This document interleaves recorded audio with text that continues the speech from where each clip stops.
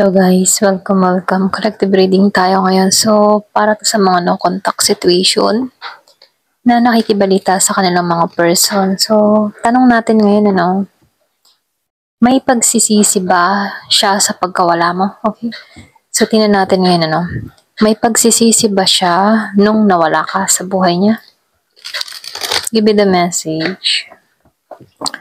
May pagsisisi ba yung person mo nung umalis o nawala ka sa buhay niya? Give me the message. May pagsisisi ba siya?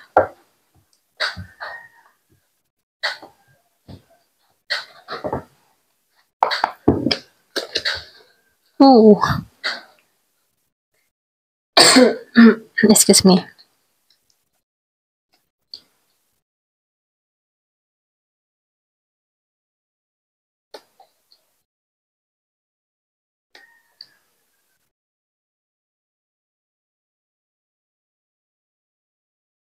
So, meron kang third person dito na very toxic,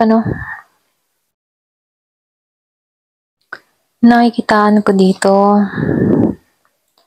Nagigitong padalos-dalos, okay? May time, pwedeng nagsisisi din tong tao na to.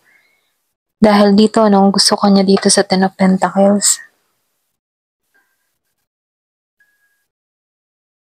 So, nakikitaan ko dito, na itong tao mo, itong person mo dito, andun pa rin yung interest niya sa'yo, okay?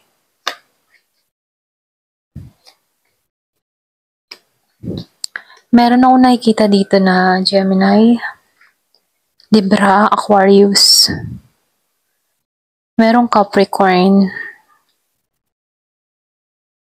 Virgo, Taurus, Pisces, Aries, Leo, and Sagittarius. Merong Scorpio, Cancer, or Pisces.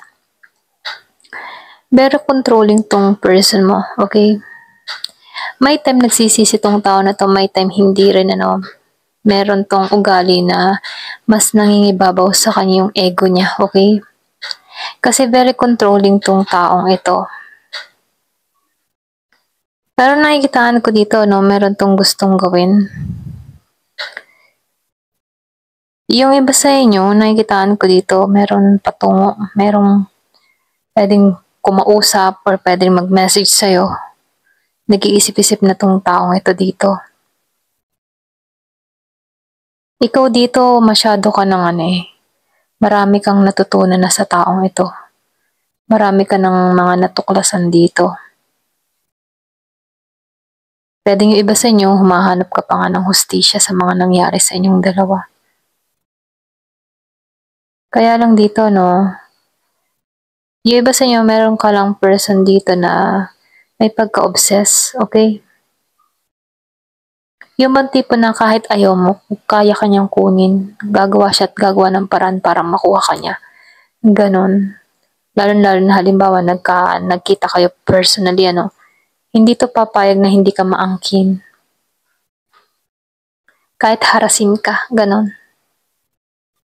Kasi itong taong ito, meron tong, yung mga tipong may pagka-obsess, meron siyang addiction, or pwedeng meron tong mga pag-uugali na hindi mo mapigilan, ganyan. Hindi mo kayang makontrol tong tao na to. Kaya yung iba sa inyo, lumayo ka dito ng pwedeng nang walang paalam, or binalak mo tong tao na to, or umalis ka ng hindi mo to sinasabihan, ganon. Ito lang na-feel ko, may pag-iwas kang ginagawa. Pero dito, madalas kang maisip ng tao na to, kaya yun din yung time na pinagsisisihan niya rin, okay? Kaya lang, meron din tong ego kaya nangingibabaw dito yung ego niya. Kumbaga, hindi niya tanggap yung binababa yung ego niya, ganon. So, lumalabas din dito,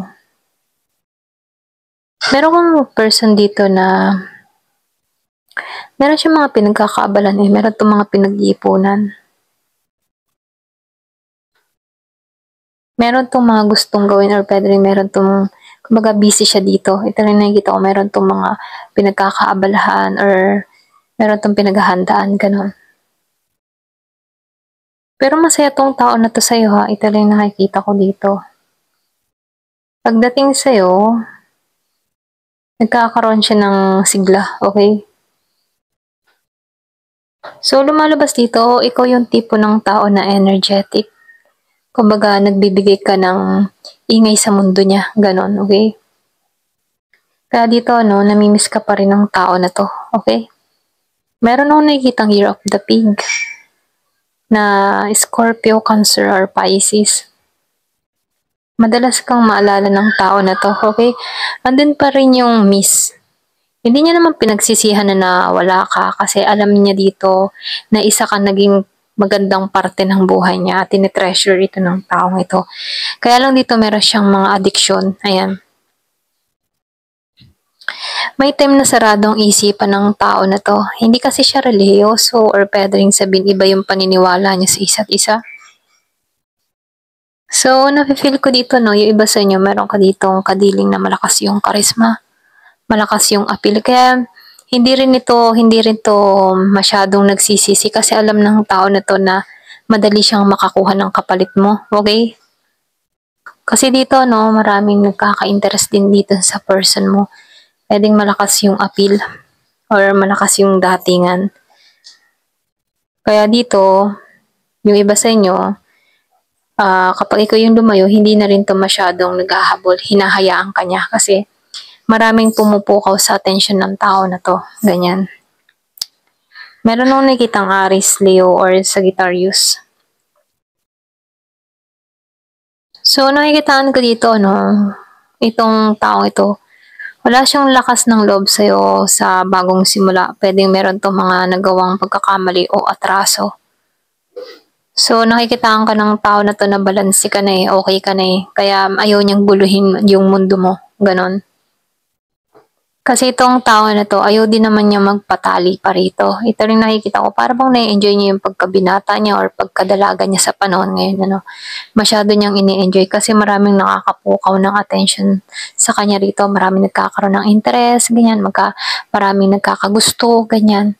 So, dito ini-enjoy niya yung moment na yun na nakukuha niya yung attention ng ibang tao. Okay?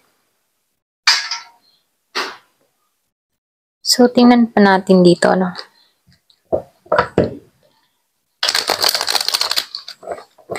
Ano pa yung mensahe? Karagdagang mensahe.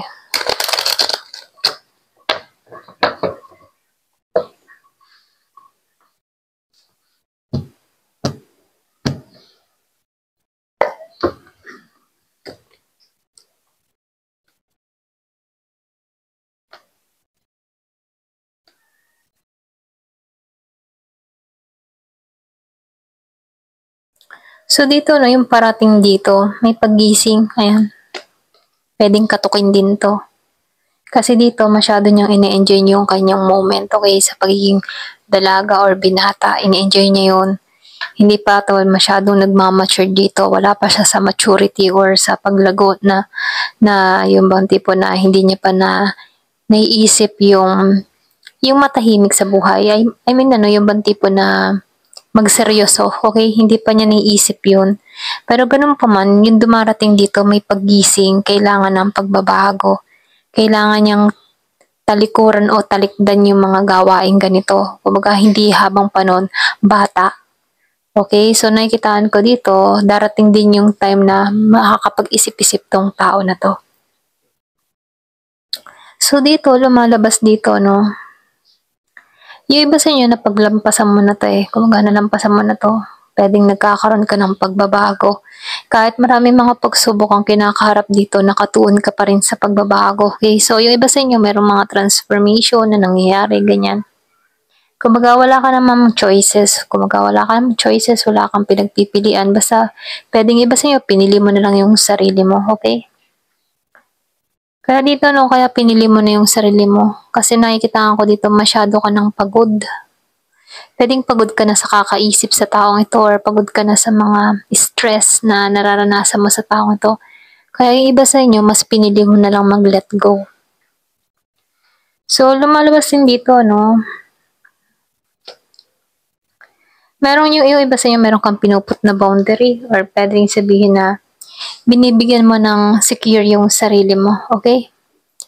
Kaya lang dito, no, pwedeng may, yung iba sa inyo, pwedeng nagkakaroon ka din ng problema financial. Yung iba ha, hindi halos lahat. Kumbaga kaya dito, mas pinagpupukusan mo na lamang yung trabaho or kung ano man yung pinagkakaabalahan mo kasi mas yun yung inuuna mo kaysa dito sa taong ito, okay? Kasi dito, marami kang nakakibat na responsibilidad at ito yung mga inuuna mo rito. Nakikitaan ko dito yung iba sa inyo hindi ka makaipon dahil sa bigat ng responsibilidad na kinakaharap mo. Or pwede rin sabihin energy to ng tao mo, no? Ayan, ito rin nakikita ko, no? Meron akong nakikitang tao na maraming responsibilidad kung bakit nahihirapan siya dito. So, lumalabas din dito, no? Meron akong nakikitang tao dito na nakaka-recover na paunti-unti. Naalisan niya na tong mga problemang dumarating sa kanya rito, okay? Natatanggalan niya na ito dito. Ito lang yung lumalabas dito, no?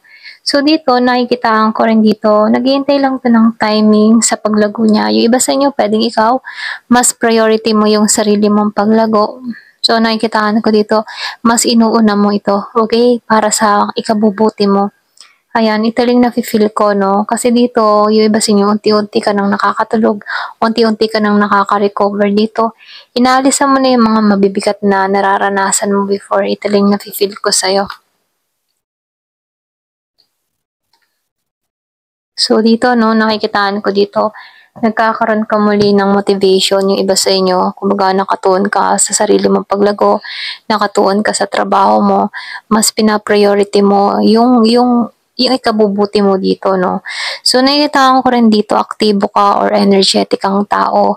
So, nakikita ko dito, meron kang mga ginagawa para sa sarili mo na kung saan nakakamit mo yung tagumpay dito. So, nakikita ko rin dito, no, yung iba sa inyo, hanggang ngayon, may pagbabago na nangyayari sa iyo, energetic ka ngayon dito. So, nakikitaan ko dito, masaya yung kinalalagyan mo sa panahon ngayon. Yung iba sa inyo, unti-unting nakakamit yung mga tagumpay. Yung iba sa inyo, nakikitaan ko dito na may bungang nare-receive or pwede rin sabihin merong mga gantimpala siyang nakakamit dito, okay? Lalo-lalo na sa mga tinrabaho niya sa nakaraan. Ito rin nakikita ko, no? So, meron akong nakikitang Virgo, Capricorn, or Taurus.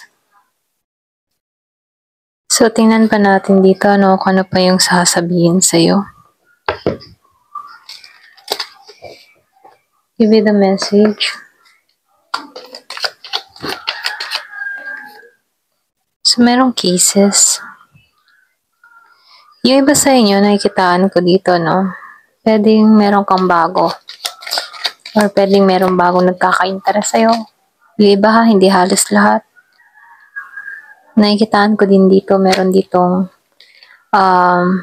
gusto na ng taking, kumbaga, gusto ng second chance sa'yo. Pwede yung iba sa'yo, meron dito magbabalik.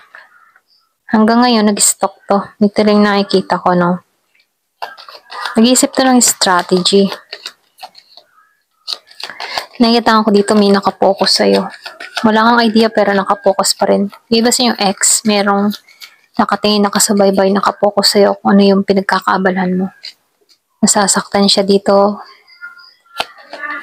So, nasasaktan sa separation, nalulungkot. Ikaw yung pinakamalalim na sugat na nagbigay sa kanya ng pasakit, okay? Nasaktan tong tao na to sa'yo. Ito lang nakikita ko. So, paulit-ulit kang pumapasok sa isipan ng tao na to. Yung mga usapan nyo, ayan. Pwedeng paulit-ulit na pumapasok yung nakaraan sa kaisipan ng tao na to.